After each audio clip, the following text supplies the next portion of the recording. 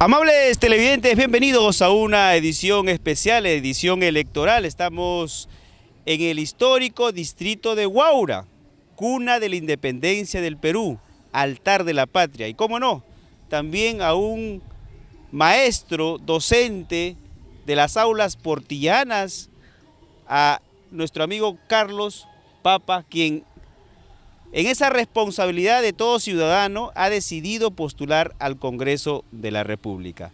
Cumplimos 200 años de independencia y lo que necesita la patria es una nueva representación con rostros nuevos, con gente honesta, con gente de principios y valores que pueda limpiar al primer poder del Estado como es el Congreso de la República. Muchas gracias por aceptar la entrevista, profesor Carlos Papa, también abogado, tengo entendido, sí, ¿no? En ese desarrollo de las múltiples carreras que usted ha tenido, ¿no? Como parte de su carrera profesional. Muchas gracias por aceptar la entrevista. Muy buenas tardes. Muy buenas tardes, Elvis. Primeramente, agradecer a Dios, agradecer a quienes lucharon por la independencia de nuestro país, y agradecer a Huaura por ser mi tierra donde profesionalmente nací, y al coronel Pedro Portillo Silva, que me brindaron la oportunidad para poderme desarrollar como persona, como profesional, como un soñador de querer ayudar a las nuevas generaciones. Ahora bien, y agradecer a usted, Elvis, por esta tribuna, y en un lugar tan emblemático de la historia, no solamente contemporánea, sino pasada de nuestra provincia, de nuestra región y de nuestro país. Gracias infinitas y un saludo para todos los que nos están acompañando hoy. Muy bien, son 128 distritos, 9 provincias, y de hecho hay mucha gente que tal vez aún no conoce a Carlos Papa, y quisiéramos conocerlo un poco. Cuéntenos un poco de dónde es usted, dónde nació, dónde hizo sus primeros estudios, dónde cursó la universidad y dónde está laborando actualmente. Muy bien, muchas gracias, Elvis. Nosotros nacimos un 14 de diciembre de 1969 en la comunidad campesina San Juan de Yarucaya, que es comprensión del distrito de Cochamarca. Antiguamente pertenecía a la provincia de Cajatambo, hoy pertenece a la provincia de Ollón, ambas provincias de la región Lima. Muy joven, muy niño, emigramos conjuntamente con mi madre a la costa. Estuvimos unos meses en Lima para luego afincarnos definitivamente en el distrito de Hualmay, donde hicimos nuestra transición primaria, secundaria, y luego en Huacho la educación superior, educación básicamente ciencias históricos sociales para el nivel secundaria, y donde desarrollamos también nuestro trabajo periodístico desde 1996 hasta la fecha. Entonces hemos compartido labores no solamente educativas, sino docentes y después periodísticas en y también ahora jurídicas. Bueno, ya dos sueños tenía Elvis. Usted comprenderá que a veces soñar en nuestro país no es delito. El tema es cómo lo concretas. De niño en el colegio decía, voy a hacer dos cosas, periodista y abogado. Entonces decía, mientras voy haciendo periodismo, voy estudiando derecho y voy a terminar. ¿Y lo ha concluido? Y lo terminamos, y las cosas de la vida, y justo haciendo periodismo. Justo ya desarrollándome en la vida consuetudinaria, con esta carrera tan apasionante, que significa una pasión al servicio de la población. O sea, el ser comunicador social, como su nombre lo dice, comunica como medio entre el Estado y la población, y definitivamente te da tal satisfacción porque te sientes realizado en tanto tengas compromiso social, porque estás al lado del comerciante informal, estás al lado de el ciudadano común y corriente, estás al lado del maltratado, del trabajador despedido, de los chicos que por ejemplo, cerraron la Facultad de Derecho de la Universidad Nacional José Faustino Sánchez Carrión. Con ellos estuvimos y ellos ganaron su primer caso y nosotros los estábamos acompañando. Muy bien. Una satisfacción personal, ¿no? Muy bien. Hemos conocido entonces, ya sabemos quién es Carlos Papa. Él es de la región Lima, nacido en Yarucaya, ¿cierto? Yarucaya, esta No, zona. es un distrito de la provincia de Ollón. Ha vivido casi todo su juventud en Huacho. Así Entre es. Huacho, Gualmay. ¿Estudiaste en qué colegio? En el Coronel, bueno, trabajé en el Coronel Pedro Portillo Silva. Yo estudié en el José Carlos Mariátegui de Gualmay 23-29. Ajá. En sus buenos tiempos, cuando había 3 grados por sección. En la Escuela de Oro. Sí, hubo ese tiempo. Y José Carlos Mariátegui, mira las cosas que había. Qué ¿no? coincidencia, ¿no? Mire, ahí tiene un poco que ver mi formación ideológica. De la concepción filosófica del mundo, ¿no? Porque claro. Mi maestro era de tendencia socialista, de primaria. En secundaria me enseñó nada menos y nada más que la esposa del profesor Gerardo Guerrero Lino, Neri Chuchón, y de tendencia socialista. Y ella sabía compartir mis conocimientos de matemática con artes dramáticas, ¿no? Me decía, vas a hacer este papel, vas a hacer este papel. O sea, me iba en la práctica enseñando cosas que no había conocido y explorado, y ahí caminábamos, ¿no? Te formabas polivalentemente y también al mismo tiempo tenías una formación de la concepción del mundo que debías tener. Muy bien. Los estudios superiores lo hizo en la Faustino. En la Universidad Nacional José Faustino Sánchez Carrión, Educación, y Derecho ya en la ULADECH. Soy la última promoción de aquella universidad. De aquella universidad, y con el cierre de esta famosa reforma universitaria. Y una anotación así pequeña nada más, en mi trayecto no estaba la carrera docente, no estaba. Entonces nosotros hicimos servicio militar obligatorio, voluntario. Terminamos la secundaria y decidimos presentarnos al batallón de policía militar. Recuerdo que el más chato de todos era yo, 1,60 m, todos tenían 1,75 m, 85, 90. Entonces voy, hago servicio militar y egreso, y aquel momento el presidente García decide reestructurar el servicio premilitar, o la asignatura de premilitar para las instituciones educativas. Entonces convocan a todos los licenciados, ahí ingreso, y ahí empieza, creo, otra de las pasiones que no había explorado, que es ser maestro, ¿no? Entonces me dicen, ya tú te vas al Portillo, y recuerdo que estamos acá en esta plaza histórica, me bajé en las oficinas de Cáritas, ¿no? Y toqué la puerta y pensando que era el coronel Pedro Portillo Silva, y me dijeron pues allá que eso no estaba, ¿no? Muy bien. El profesor Carlos Papa, abogado, también ha ejercido y ejerce todavía, y me imagino ha hecho un alto por la campaña política, el tema de Plensim, de investigación, muy conocido, pero sobre todo por sus alumnos, por la disciplina, por la formación de valores que impulsó. Bueno, la pregunta de rigor: ¿por qué quiere ser congresista Carlos Papa? ¿Qué le ha motivado? ¿Cuáles son sus ideales? ¿Cuáles son o tal vez cuáles son las demandas que recoge del pueblo? ¿Qué lo motiva? ¿Qué le inspira a postular y representarnos en el Parlamento?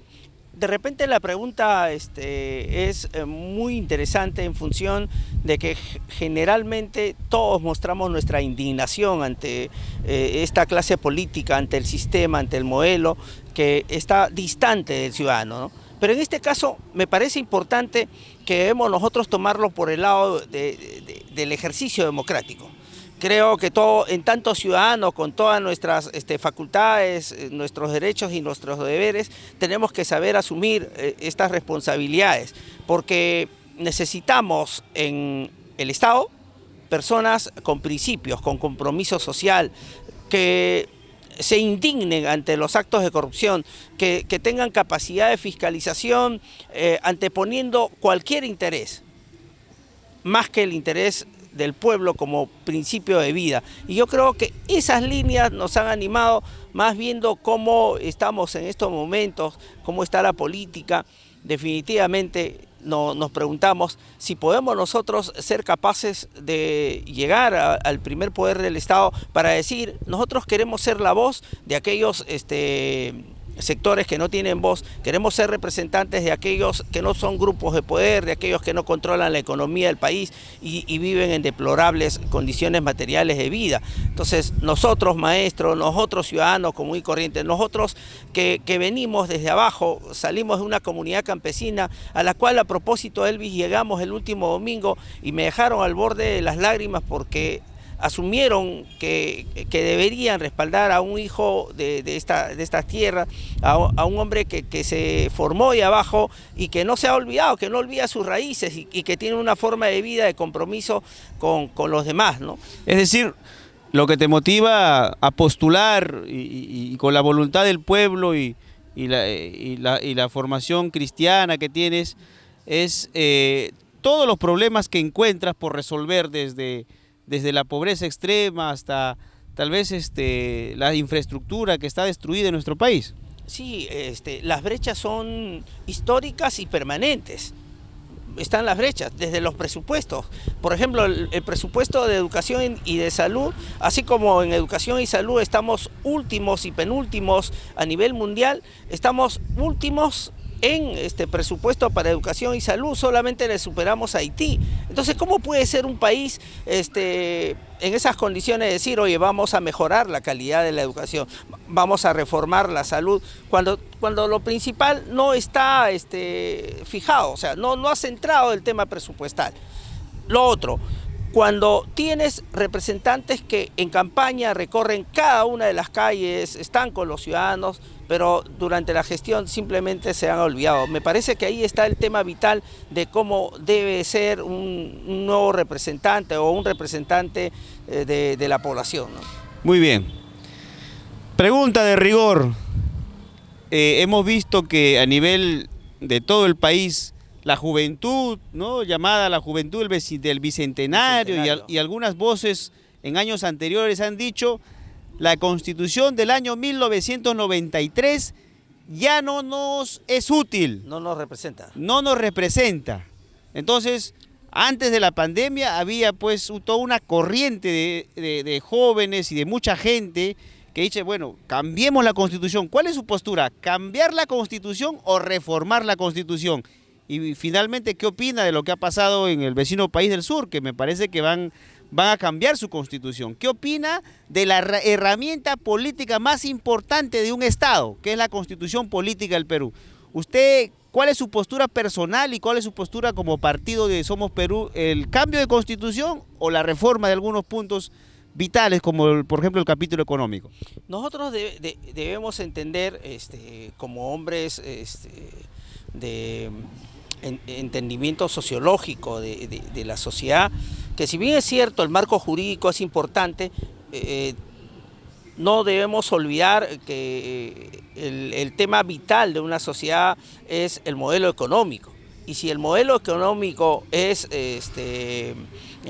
como el que hoy tenemos, neoliberal, tiene sus matices, definitivamente, difícilmente va a haber cambios grandes, salvo que se aplique en este caso la propuesta que hace Somos Perú.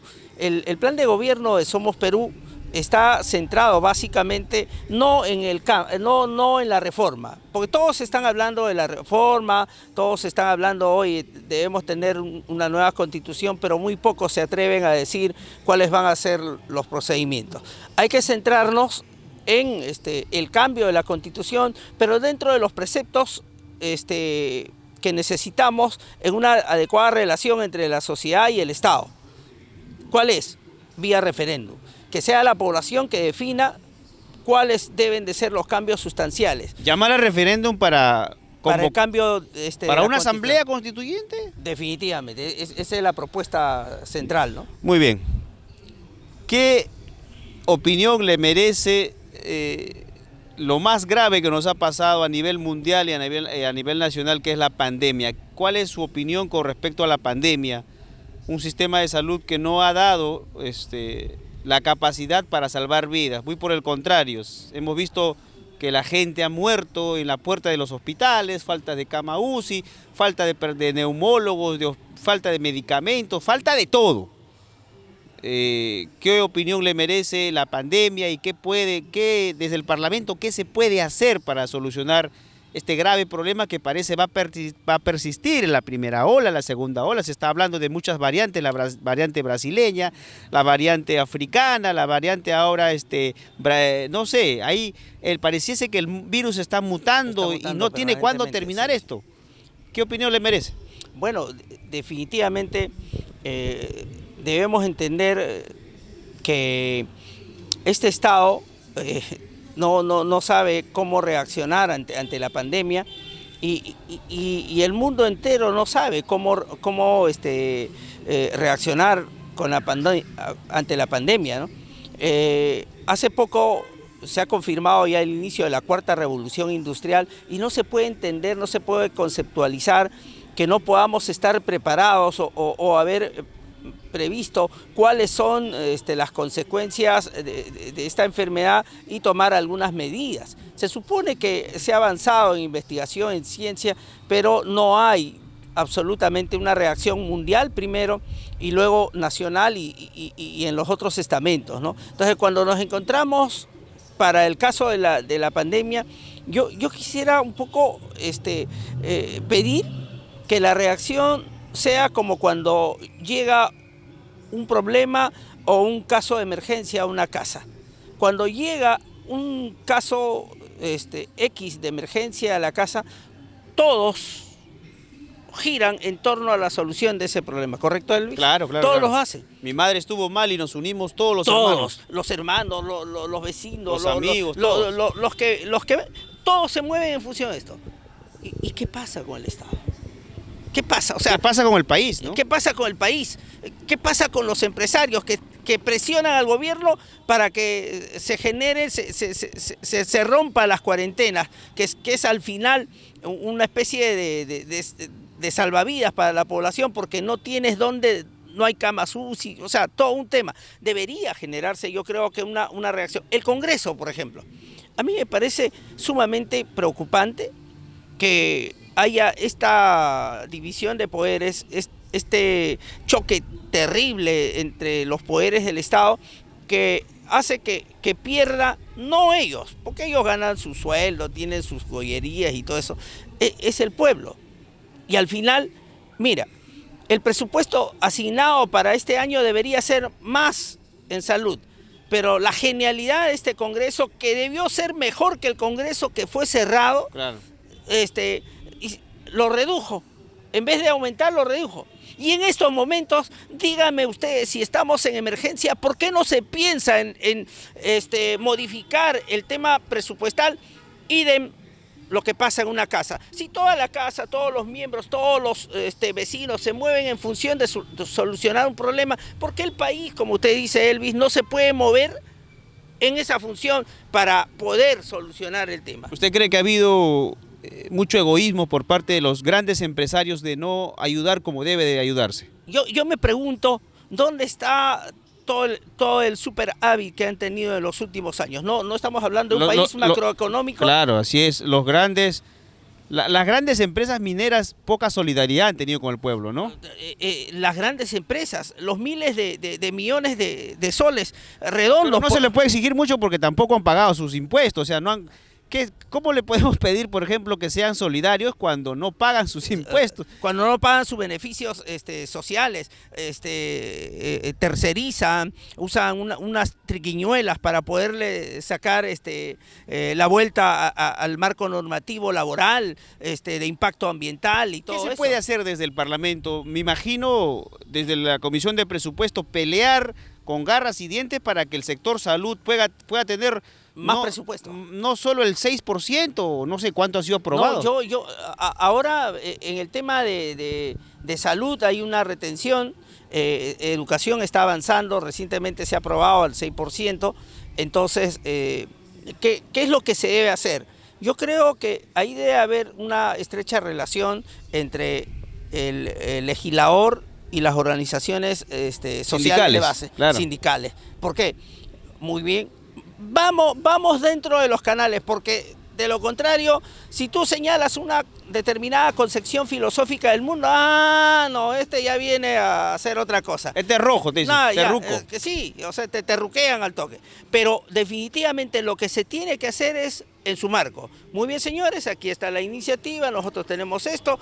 ¿Qué hay que hacer? Ya, ¿qué dice el reglamento? Nos vamos a circunscribir a eso, pero cuando ya esto empiece a dar vueltas, como está dando vueltas muchas cosas, un momento, señor, ahí viene ya la experiencia de lucha, ¿no? Esto se soluciona de otras maneras, porque particularmente no me gustaría llegar a un congreso y después no poder caminar con tranquilidad porque las cosas no cambiaron como hasta ahora. Muy bien. ¿Qué opinión tiene con referente a la crisis económica, post pandemia, durante pandemia y no sé cuándo vamos a nuevamente reactivarnos? Hay empresas de servicios como restaurantes, como hoteles, como el sector turismo que ha colapsado, ya ha quebrado absolutamente. La mayoría de estos servicios que antes se daba pues de diversión, de sano esparcimiento, ya prácticamente endeudado. Ha habido una suspensión perfecta donde a millones de peruanos se les ha sacado de las empresas para dejarlos en la absoluta calle. ¿Cuál es la salida de la crisis económica? ¿Qué hay que hacer? ¿Qué plan de emergencia? Por ahí algunos analistas decían que esta catástrofe económica es peor que la guerra con Chile. Bueno, un poco pesimista, ¿no? Pero, en fin, ¿qué opinión le merece? ¿Qué se puede hacer desde el Congreso para salvaguardar la estabilidad de las familias peruanas? No es peor que la guerra con Chile. La guerra del guano y el salitre, ¿no? Esta guerra con Chile. Es casi igual, porque los grupos de poder, yo recuerdo bastante, de acuerdo a los registros históricos sociales, objetivos, progresistas, señalan pues que los grupos de poder apoyaron a los invasores chilenos. O sea, actuaron contra el pueblo peruano. ¿Qué está haciendo los grupos de poder de nuestro país? Salvo honrosas excepciones, salvo muy buenos solidarios, el resto definitivamente de espaldas, ¿no? Claro, entonces así no vamos a solucionar. Es más, ellos saben y están bien informados porque tienen sus especialistas, tienen su centro de investigación, que esto no va a durar 1 año, 2 años, tiene un promedio de 5 años según la proyección que hacen los científicos a nivel mundial. Entonces, debería haber una respuesta mucho más objetiva, clara, concreta con respecto a ello, pero también debería haber un Estado que sea capaz de promover espacios de concertación en los cuales se sienten los empresarios, se sienten los trabajadores y quienes tengan que determinar en una decisión para poder encontrar salida a esto. Usted sabe que ha pasado 2 cosas en el tema económico estos días. Uno, que el precio del cobre ha llegado a la estratosfera. A muy buen precio se está vendiendo el cobre en el mundo. Bueno, a nosotros no nos va a afectar mucho porque el cobre está en manos de grandes mineras, ¿no? Y lo otro es que los combustibles, los hidrocarburos nuevamente han ido al alza. Bueno, usted va a ser congresista, profesor Carlos Papa. ¿Qué va a hacer usted como congresista? Por ahí he escuchado, por ejemplo, que algunos han mencionado, hay que ponerle más impuestos a los ricos que no pagan impuestos. Otros dicen, no, hay que impulsar que realmente se dé y que pague impuestos las mineras, las regalías mineras, el sobreprecio, el sobrecosto que se vende. Bueno, ¿qué opina? ¿Cuáles son las salidas, las soluciones? ¿Cómo hacemos para reactivar la economía? Bueno, los problemas los vivimos a diario, ¿no? Los problemas, nos pasaríamos todo el día hablando de los problemas. ¿Cuáles son las salidas? ¿Qué se puede hacer? ¿Cuáles son los límites de un congresista para pensar económicamente en su país? Yo creo que los extremos, uno, que no caen bien y en muchos de los casos hacen algo de daño al problema en sí. Entonces, lo que debería haber, insisto acá, es un poco de sensatez. Buscar el modelo boliviano, por ejemplo, donde se sienta el Estado con los trabajadores y el empresario y determinan políticas de trabajo que les está funcionando a ellos, les va funcionando. de repente no en la magnitud, pero tampoco como nos está yendo a nosotros. O sea, la nacionalización de algunos sectores estratégicos. Podría ser, pero vamos caminando a lo que debería significar cuál es el consenso entre empresarios, Estado y trabajadores. Usted sabe... Porque hay que ponernos de acuerdo. Claro. No se trata simplemente, yo soy Estado y determino esto. Momentos también. Pero es que los empresarios siempre avasallan. Los empresarios. Claro, los empresarios siempre avasallan al Estado, al trabajador, y ellos son los dueños, y ellos siempre han hecho lo que se les da la gana en nuestro país. Tienen una autoridad genuflexa, una autoridad que, como usted decía, no sensata, ¿no? O sea... Una autoridad con compromisos de Odebrecht. Claro, ¿no? Una autoridad que dice, oye... Una autoridad rentada. Y ahora, ¿qué va a decir mi pata el empresario, no? Claro. Pero no, pues acá el compromiso mayor es con los trabajadores, con los pobladores, con los estudiantes, con los comuneros, y de tal suerte que tú dices, oye, pucha, si ese es el compromiso, oye, pongámonos de acuerdo, le encontremos una salida. Yo veo... O sea, para tener catadura moral, para no deberle nada a nadie... Tenemos que hacer que presidentes no sean financiados pues por empresarios. Grupo de poder, ¿no? Hablando de Bolivia, usted sabe que hay 2 empresas que han empezado ya a industrializar el litio, que es el oro blanco de estos tiempos. Mi celular, las cámaras de filmación, los coches eléctricos, las motos eléctricas, funcionan con baterías litio que son recargables. La empresa alemana y el Estado boliviano han firmado un contrato, el 40% va a ganar el Estado boliviano y 60% la empresa alemana. Y eso es en Ayuni. Y hay otra reserva, porque las reservas más grandes las tiene Bolivia, también con los chinos. O sea, van a industrializar el litio. Y acá nosotros tenemos litio también en Puno, en Desaguadero. Pero acá lo entregamos siempre todo, ¿no? Acá nosotros no pensamos en compartir utilidades, acá siempre pensamos en las regalías, en el canon, en las obras. En las comisiones. Y las comisiones que son parte de ese negocio. La mayoría de veces hemos tenido gobernantes que han terminado rematando los pocos recursos que hemos tenido, como el gas de Camisea. Bueno, ¿qué piensa sobre el tema? ¿Usted está de acuerdo con que el recurso más importante que tenemos en estos tiempos, que es el recurso energético, el recurso en este caso del litio, debe ir también a la par como lo ha hecho el Estado boliviano? Ver solamente que un 40% va para el Estado boliviano ya me dice bastante. Claro. Yo me pongo en el escenario peruano, dificulto bastante que llegue a 10 o 5%, dificulto bastante. No, acá si pasa eso les van a decir estatistas, velasquistas, claro. Comunistas, terrucos, promineros y una serie de... Y lo otro que va a hacer solamente va a llegar al 5%, no 10%. Va a llegar nada, claro. Lo que hace es el Estado termina regalándole todo. Y la empresa privada, como si nosotros fuéramos pues unos mendigos, nos tira una moneda. Esa moneda se llama regalías. Y eso es lo que está pasando ahora, ¿no? O sea, y ha pasado también. Por eso es que el modelo boliviano está funcionando en razón, no del modelo boliviano, sino veamos nomás cómo trabajan las grandes potencias. Chile tiene Codelco. Claro, hay que cuidar el medio ambiente, hay que cuidar el potencial humano, hay que cuidar sus beneficios laborales. Oiga, en cambio, las empresas que vienen de Perú, de esos 3 no cumplen ninguna. Así Entonces, por eso es que acá tiene pues sus paraísos económicos y hacen y deshacen a su mejor gusto. Entonces, 3 millones de peruanos que han pasado a la pobreza y se habla de que a fin del 2021 estaríamos hablando de 5 millones. Los bonos no han solucionado nada, han llegado tardíamente y bueno, llega la miseria que ni siquiera alcanza para 4 semanas de alimentos y servicios. En fin, finalmente, ¿cuál es la ley que usted ya tiene en cartera? ¿Cuál es la ley que usted va a promover? ¿Qué es lo primero que va a hacer una vez elegido? Va a tener que, me imagino, actuar en consenso porque la mayoría siempre es la que promulga las leyes, ¿no?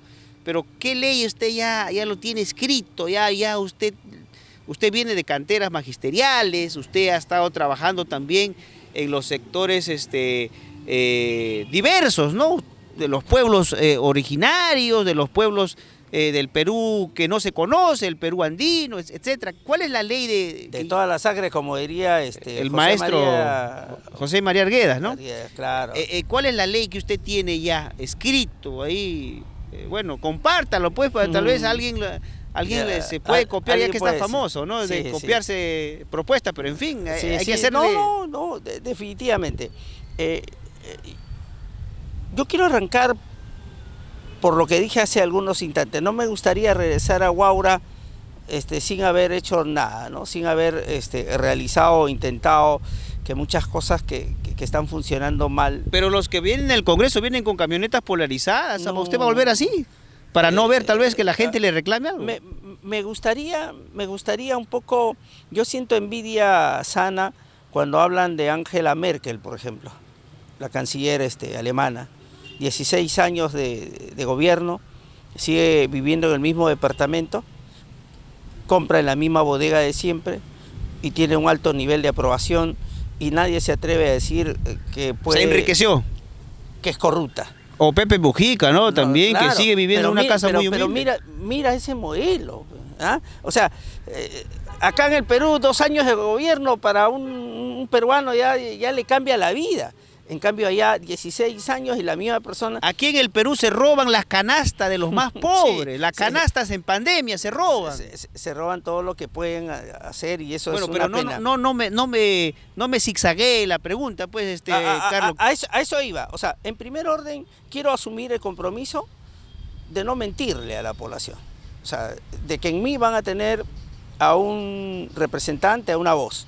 Pero dentro de esta voz tengo prioridades en razón de ser habitante de esta región, de conocer sus realidades. En primer orden, debemos apuntar, si bien es cierto la pandemia es un tema de preocupación nacional, nosotros nos vamos a sumar eso porque Somos Perú tiene prioridades en el marco de lucha contra la pandemia, pero de manera particular tenemos que dividir en dos las funciones legislativas, nacional y regional. Y a nivel regional me parece vital, fundamental, el tema de la reactivación del proceso de descentralización, porque eso, Elvis, ayudaría al 1.000.000 de habitantes y tantos que hay en las 9 provincias y los 128 distritos, porque estaríamos hablando ya de descentralización fiscal. ¿Qué quiere decir? Que acá recaudamos y distribuimos nuestros recursos, pero eso va a ser solo si posible cuando este proceso de descentralización finalice. O sea, impulsar una ley para reactivar, que en algunos casos no solamente está en el marco normativo, sino de repente en el tema ¿Usted cree que el proceso de descentralización que por ahí románticamente impulsaron algunos presidentes finalizando la dictadura de Fujimori, ha sido una ilusión, una mentira, una falacia? Así como va, yo considero de que está yendo mal, pero debería terminar en lo que se quiere al final. La verdadera autonomía, claro, que es económica, la verdadera descentralización. La descentralización fiscal. Oye, no te metas con lo que yo recaudo acá. Ojo que Lima Provincias es la 4ª región en recaudación. ¿Usted le quiere quitar el queso a las ratas? No sé. Por lo menos que sea el mantecoso, pero claro. Entonces ahí va caminando. Yo sé que es un proceso un poco complejo porque tienes que convencer a las otras regiones, nos hacemos bolas por cómo se va a llamar. Antes de entrar al tema básico de la descentralización. Esa va a ser una de nuestras preocupaciones. Otro de los temas, en tanto maestro, en tanto estudiante, en tanto ciudadano, en tanto padre de familia, me parece que pasa por el presupuesto de educación. Hay que caminar en función a tener un presupuesto para educación y para salud que esté sobre 2 dígitos. No puede ser que tengamos un presupuesto bajísimo, y tengamos 3.9 para educación y 4 puntos y tanto para salud, y nos ubiquemos encima solamente de Haití y no podamos encarar todo este tema. 3.5 era, ¿no? El presupuesto para educación. Claro, entonces... Aprobaron, me parece, en la primera legislatura. ¿Sabe algo sobre el tema del 6%? Ya está terminado, ya llegó al 6%, se ha aprobado ya en segunda legislatura. Ahora vamos a ver el marco. Vamos a ver si Sagasti, el presidente, Claro. no lo observa, porque la ley de monopolios lo observó y nadie dijo nada. Claro, pues, o sea, hay temas vitales, pero Siempre hemos escuchado de que la educación es el único camino que nos va a llevar al progreso, pero eso lo dicen románticamente. pero las prácticas te determinan. Claro. ¿Cuál ha hechos. ¿Cuál ha sido hasta ahora el marco de presupuesto? Lo que conocemos. La miseria. Entonces no ha cambiado nada, pues, Ujú. ¿no? O sea, no ha cambiado. Pero siempre han utilizado ese caballito de batalla, ¿no? La educación, yo voy a trabajar desde el Congreso en la educación. Y finalmente... no me gustaría decirlo así, sino decir, ¿se acuerdan ustedes que éramos maestros contratados y luchamos por nuestros nombramientos con huelga de hambre, con tomas de carretera, con movilizaciones de maestros contratados, ya sea en Barranca, en Guaral, en Huacho y en Lima? Y logramos nuestros beneficios y nuestros derechos, que nos respeten nuestro proceso normativo. Entonces, yo creo que algo de eso se tiene que aplicar, porque esto no va a cambiar, caso contrario, porque la gente está un tema, en campaña dice de todo, pero llega al gobierno y se centra olvida. ahí. Definitivamente, es mi compromiso de maestro, es mi compromiso de aquel que siempre ve que en realidad la palabra tiene que honrarse. Muy bien. Y al pueblo no se le puede traicionar. Bien, estimados amigos, palabra de un soldado peruano, de un maestro peruano, un ciudadano que también a través de la prensa ha hecho una causa justa de los que no tienen voz.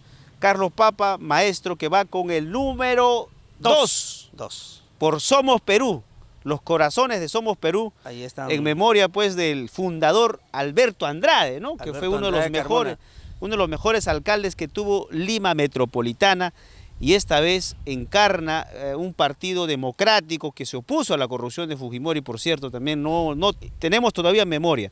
Muy bien, por favor. Descentralista. Por favor, maestro, ya para terminar la entrevista, diríjase al pueblo peruano. Diríjase al pueblo peruano, por qué debemos de elegirlo y finalmente, ¿cuál es su mensaje para los jóvenes que por primera vez, en su rebeldía, en su dinámica también, están a la expectativa a quién elegir en nuestra región? Adelante, por favor. Así como tenemos nosotros la fijación y la línea de trabajar en esta reactivación del proceso de centralización y el tema del presupuesto para educación y salud, no como una burda demagogia, creo que también para los jóvenes es vital que se empiece a poner en práctica la propuesta que tiene Somos Perú, que es un poco llevar a este ángulo la asociación público-privada, o sea, empresario. Pero para eso es bueno siempre sentarse con los empresarios, de oye, ya pues, ya déjate de cosas, ya chochéate un poco con la población, pues, ¿no? O sea, empiezas también así, ¿no? Ya después le vas cambiando los tonos. Entonces, ¿qué le dice? Contrata jóvenes y a cambio nosotros te vamos a exonerar o te vamos a cargar eso a tus impuestos. Entonces hay también preocupación de los jóvenes, que creo que definitivamente debe ser la prioridad de la política nacional. Carlos Papa es un hombre comprometido con las grandes mayorías. Tengo la enorme responsabilidad de honrar ello, de luchar por aquellos que no tienen voz, de ser su representante, y eso es lo que vamos a hacer. Asumo la responsabilidad hoy en esta bonita entrevista concedida por Elvis Paredes, un hombre no solamente comunicador social, sino comprometido con su pueblo, que nos ha brindado este espacio en un lugar tan histórico, tan emblemático para el bicentenario, el compromiso de trabajar por el pueblo, de ser electo congresista. Por los corazones de Somos Perú y el número 2. Espero que todo esto sirva como punto de partida para que puedan entender quién es Carlos Papa como persona y ahora como político. La política no es mala, la política define aquel servicio que uno debe tener para la población, y esa ha sido siempre nuestra forma de vida. Un abrazo para todos. Muy bien, estimados amigos, estuvo en esta entrevista Carlos Papa va con el número 2 en los corazones de Somos Perú. Y finalmente, lo que acompaña a Carlos Papa creo es la rectitud de conciencia. Es un hombre honesto, es un hombre con valores, es un maestro que ha forjado a muchas generaciones y tenemos muchas anécdotas que compartir sobre la disciplina, que es el punto de partida para el desarrollo personal y para el desarrollo de toda nación y todo estado. Muchísimas gracias por haber sido partícipe también en esta ventana virtual que son las redes sociales, en donde compartimos y conocemos más a nuestros candidatos. Yo sé que hay un poco de indiferencia y rechazo, pero tenemos que ir conociendo a todos para saber a quién elegimos. Vean la hoja de vida de Carlos Papa, impecable. Y creo que esa es la mejor carta de presentación.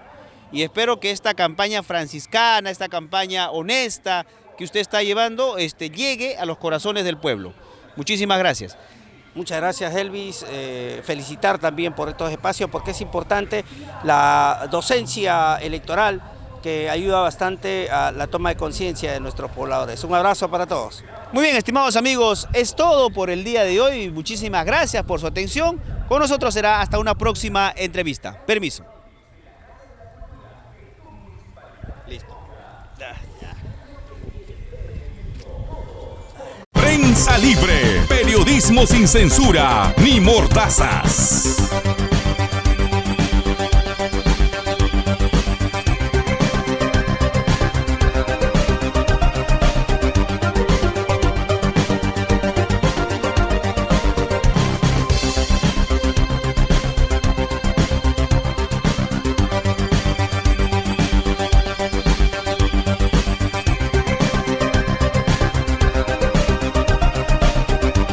Prensa Libre, periodismo sin censura ni mordazas.